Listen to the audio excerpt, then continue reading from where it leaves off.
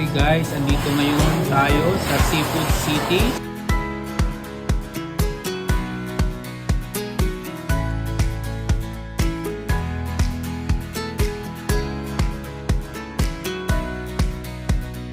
Welcome back sa Lutong Lokal. It's a Sunday morning. Sa amin guys, ang isi-share ko ngayon sa inyo is ito yung Venus clams from Mexico. Refresh guys kasi galing ako sa market today. For our ingredients, ito na.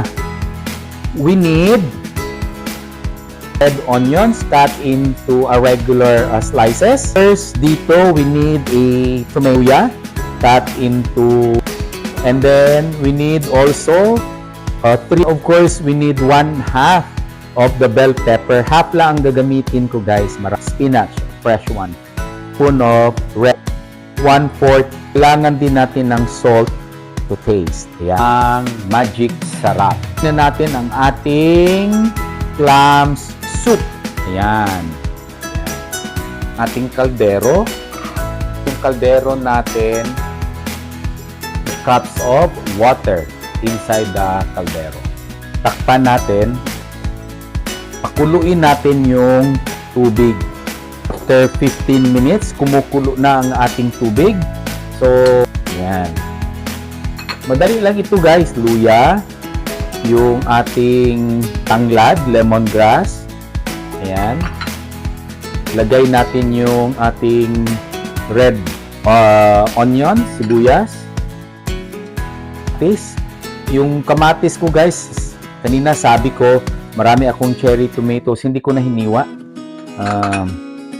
Maluluto naman yung tomatoes natin na cherries. Ayan. So, paghaluin lang natin lahat ng mga ingredients natin, pakuluin natin ulit. Ayan guys, after 10 minutes, ilalagay ko na yung ating atsal, yung red bell pepper natin. Hindi ko siya sinasama, if you notice, para may crunchiness pa mamaya. Ayan. So, and then, pwede natin pisilin yung kamatis na iba. Yung iba naman, pwede ring hindi. Yung sa malaking kamatis natin. So, ang pinipisil ko guys, yung cherry tomatoes natin. Lagay natin yung ating shell. Ayan.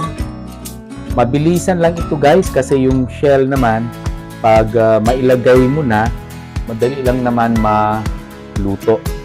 Ayan. And then we can put the black pepper. Ayan. Sarap natin, lalagay natin. Ayan.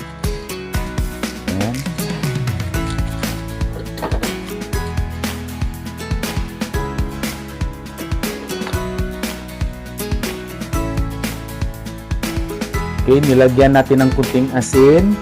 Ngayon, pwede natin tikman ulit para yung taste talagang kuwang-kuha muna sa lasa mo. Ayan guys. So, after 5 minutes, titingnan natin yung shell natin. Ayan. Ito na ang ating soup ngayon. Pwede natin tikman, no? Lagyan natin ng kunting asin, guys. So, ito na, guys, ang ating clam soup. Venus clam soup here in Lutong Lokal. Ayan, guys, nilabas ko talaga ang clams, no? Para makita ninyo. Ayan, 2.4 pounds ito guys. So malalaking clams. If you notice, yun yung laman. Ayan. So, ayan na guys. So